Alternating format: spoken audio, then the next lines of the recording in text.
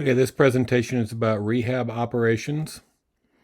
The objective of rehab is to return firefighters safely to on-scene ops and then get them ready for subsequent calls after they go through a significant exertion and work period. The big deal here is heat stress to firefighters. Heat stress obviously leads to fatigue and then overexertion and strain, which causes a number of biomechanical changes as well as cardiovascular problems, problems with coagulopathy, meaning clotting issues, which would lead to heart attack and stroke. And then the reduced situational awareness. You become a little disoriented, kind of dull, you make poor decisions, and then you have coordination issues. So a number of potential injuries to firefighters can occur because of heat stress. And the idea in rehab is to try to manage that risk to some extent. Firefighters can lose up to 1 liter of sweat in 15 minutes, but yet it takes an hour to replace that with water through the gut. So once you get dehydrated, it's harder to get rehydrated. Plus, most of us arrive at the scene a little less than totally hydrated to start with. The need for a rehab area, however, depends on the intensity and the duration of the work as well as the weather conditions. So a short call with low intensity work, even in hot, humid weather, may not require the need for a rehab area, but even a low intensity but long duration during hot, humid weather could necessitate the need for us to have a rehab area. And then obviously if you're working a structure fire for an hour in 80 plus degrees and high humidity like we have in Missouri, then the need for rehab becomes pretty obvious. Typically, we say once you've been through 2 air bottles, you ought to go to rehab. That's not a hard and fast thing, but it's a very good rule of thumb. 1 bottle of air change and a bottle of water is recycled. But once you go that second bottle, we probably should rotate you into a rest segment for at least 10 minutes, and that occurs in a rehab area. So where would we locate rehab? Well, it needs to be upwind. It needs to be clean air. No smoke from the fire, no exhaust. Sheltered from the climate. So if the heat stress is being caused by sun, then we need to be in a shaded area. That may vary by the scene. We may be able to get away with a big shade tree or a shaded area in a nearby building, maybe a garage or something, or we may need to call our support truck, Support 1510, that has tents, fans, and we can make our own shaded area, and then if need be, we can use the climate-controlled compartment. If you remember, Support 1510 is essentially an ambulance chassis or an ambulance box on a Freightliner chassis, and so it's basically a large ambulance which we can then have a cooled compartment area where the patient would be if it were an ambulance. It can also use it for heating in cold weather.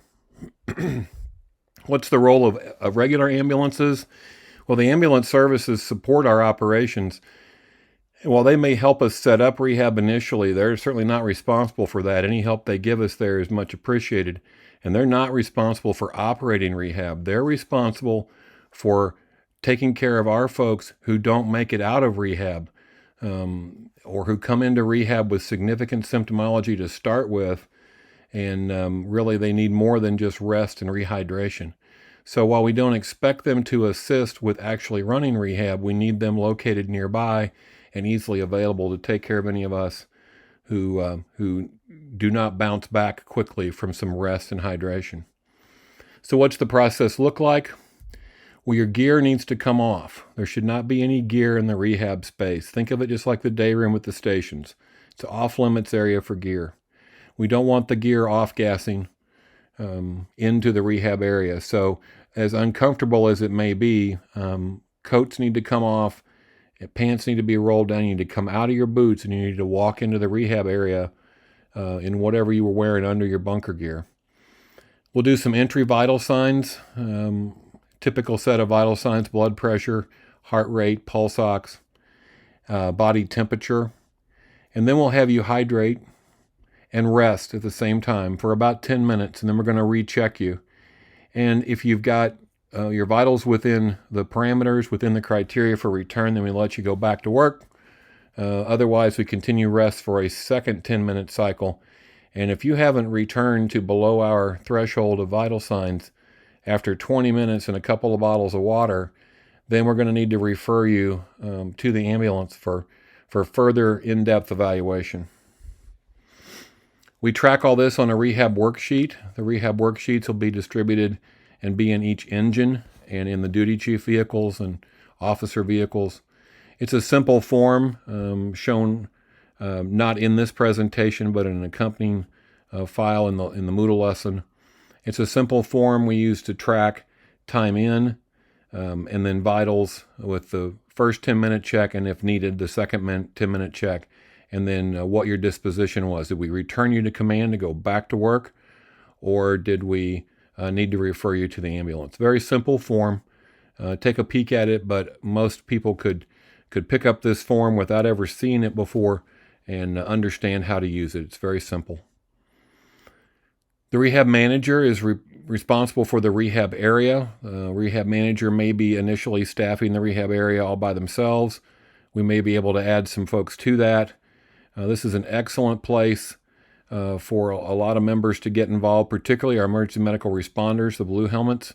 This would be an excellent role to support structure fire or natural cover fire operations if you're not needed in the actual suppression activities. So the rehab manager reports to the incident commander, gets that assignment, sets up the rehab area, uses the worksheets to document and communicates to the IC on disposition. They work directly for the IC. And so the IC will say, I'm sending you people to rehab, and the rehab manager will then communicate when people are ready to graduate out of rehab. A couple of notes here. We'll typically send an entire crew to rehab. Wouldn't have to always do that, but I think that'll be standard operations. An entire crew is assigned to go to rehab. But that crew may graduate out of rehab at different times. It may be that one member is ready to go after 10 minutes, and another member or two may need a second 10 minutes. So you go into rehab as a crew, you come out as an individual, and report back to command. The vital signs and symptoms criteria are listed on the worksheet. There's a flow chart on one side, so you don't have to remember any of this. I'll show you what they are here in just a second, but it's very straightforward. So all you have to remember is where to find the rehab worksheet, which would be in the clipboard in the apparatus. So this is rehab. This is not a place to hang out. It's not a lounge. It's not recess. This is not a place where you can rest and catch up. The idea is that we get you back in shape to do more work on this call or to clear the scene and be available for subsequent calls. So it's called rehab, but it's not a lounge. And so be aware of the optics of that, from what onlookers may see, what the media may see. I don't think we want the image of our response and of our service to be one that comes from the rehab area. Typically, members would not be in protective gear, and they would be resting. And so while that may be an interesting picture for some to see how hard it is that we work, I think we need to be aware of what that looks like. And so while we won't be able to hide totally, just be aware that when you're in the rehab area, a lot of eyes are on you, like in every other case. And whatever we use for the rehab area, obviously we'd need to leave no trash, no trace that we were ever there. As far as hydration and food, it's water, water, water. The sports drinks and snacks are saved for more extended operations. We believe that a couple of bottles of water are reasonable before you even consider a sports drink. The sports drinks have some issues, but we would use them in cases where we're concerned about electrolyte replacements. That would be an extended operation in extended bad weather situations. And then snacks, we're all about snacks. All the chief officers have snack boxes in the staff vehicles, and these are for those extended operations. So that can be brought to rehab, but the main thing is water, water, water. Here's the vitals I promised earlier. Kind of a simple rule of thumb that I'm at least able to remember for the most part. It's got to be double digits. Heart rate less than 100, diastolic blood pressure less than 100, temperature less than 100, pulse ox 95 or greater, which would be the norm for everybody, and then that systolic BP of less than 160, and that's all written on the rehab sheet. And then CO oximetry when it's available of less than 5, and then if you're a smoker, we give you another 5, so less than 10. for people that are current smokers. CO oximetry can be done with a simple pulse ox type probe. It's non-invasive. There's no finger stick. There's no blood draw. And we've had these available for years. The Masimo Rad 57 monitor used to be on the squads. Now we have one on the support truck and on Air 5. And they do a good job of measuring CO, and now the current version of ambulance monitors all have CO capability. And again, we don't want to engage the ambulance crew in the routine function in rehab. It'd be kind of tempting to grab their monitor and just have them run vitals on everybody, and they could do a CO at the same time. And I think that's okay as long as we're able to free them up to take care of a patient. So we should have a red bag of ours, and then we would need to find a CO oximeter either off of the support truck or off of Air 5 if possible. And again, like I said, there's different criteria on the CO. I mean, ideally, we wouldn't have any CO because we're wearing air packs, but in a natural cover fire situation, that may not be the case. So I have a few questions. And so it's probably good for you to read the question, then pause the video, and then see what you think the answer is.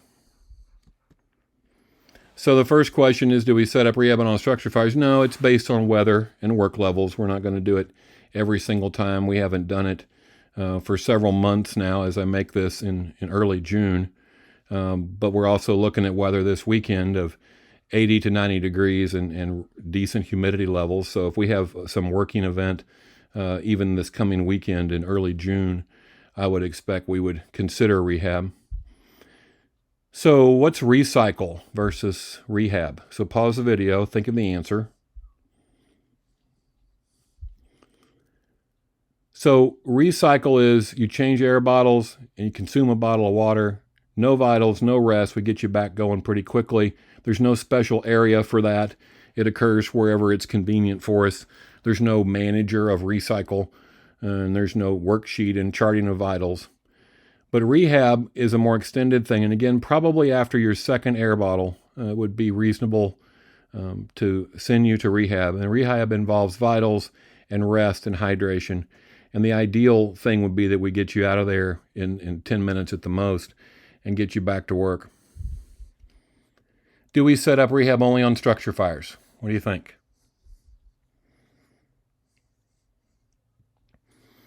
No, we could set them up on natural cover fires. We could do it on extrications. We could do it on any extended event. It's based on weather and work levels, exertion, and duration of the event and intensity of the work. It's not based on the type of the event. Do we need a medic unit or an ambulance, a medic unit, to set up rehab? What do you think?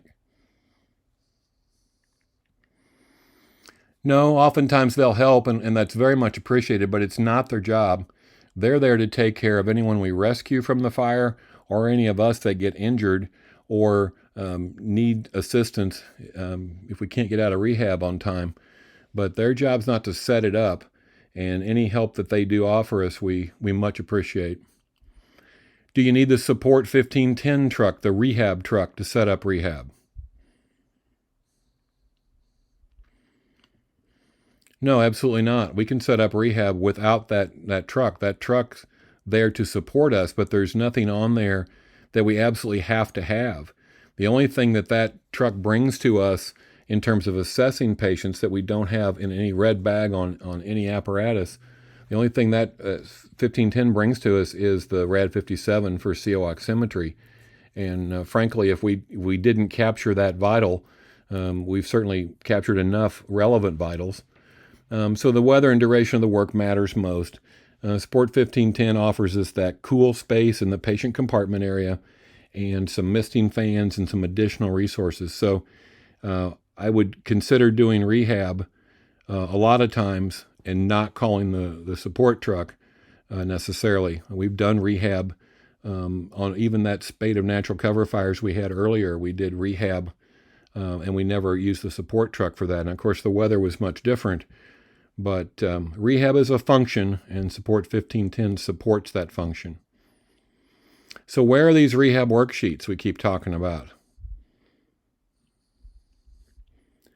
Well, they're going to be in the apparatus clipboards as soon as we distribute them shortly after I finish this lesson. And they'll be on 1510, and the chief officers will have them, and probably station officers will have them. They're available everywhere. And if you didn't have one, you could quickly come up with something, anything you can write on to write the time in and write the vitals to get started. So please don't hold off doing rehab until you can find a rehab worksheet. But the worksheet really lays it out, plus answers any questions you have about the flow. So how do we deal with personnel accountability when rehab is in operation? This is a key question that, might show up on a quiz after this or something. But how do we deal with accountability? Well, you've got 3 accountability tags on your helmet, 3 helmet tags. One goes to command. A second would go to the rehab manager. And then if we are on an extended event where we have divisions or groups or something like that, and the division or group supervisor had their own command board, then a third tag would go there. But what's going to happen is you tag in with command as normal. You have no idea when you tag in with command if we're going to set up rehab or not.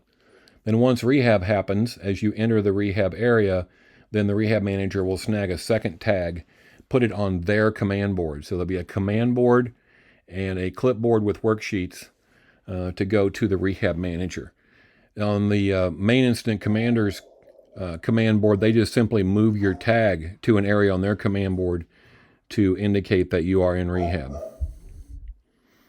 So what if my vitals haven't met the threshold for returning to action after 2 10-minute rest periods in rehab? I wonder what happens then. So once you go in to rehab, we clock you in, we check your vitals on entry. When the 10-minute time occurs, we check your vitals again. If you haven't met the criteria, we give you another 10 minutes. And after that second 10 minutes, so you've been in there for 20, 25 minutes, you haven't returned to a heart rate of less than 100, a temp less than 100, a pulse ox that's okay, a systolic of less than 160. If you haven't gotten to that stage, then we need to get you evaluated by the medic unit, the ambulance crew, and we will insist, I believe, on an ALS unit for rehab support. And so command will then confer with that medic unit to determine the next steps, and those are individual things. I think it's highly unlikely that a person would go into ambulance evaluation, receive treatment, particularly IV fluid rehydration, and then return to action in that call and maybe not even subsequent calls. So that's not a hard and fast rule. These are individual things.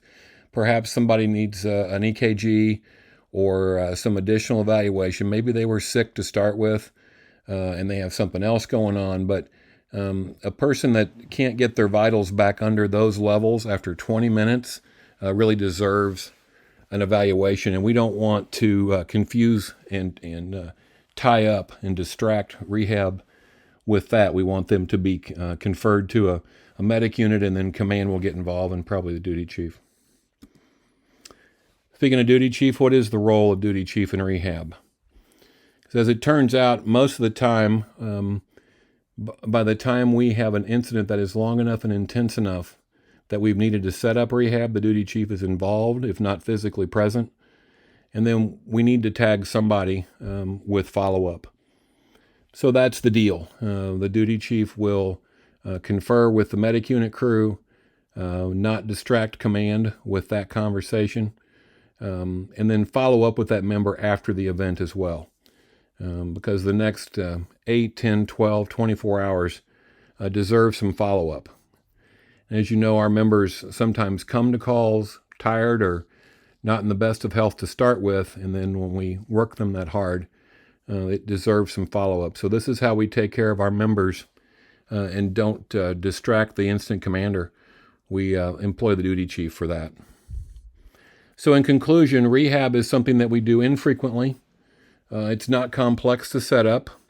What you need is somewhere that's got good clean air and some shade. If you need to add the support truck to that, we can get you a climate-controlled space. The ambulance crew is not supposed to staff rehab.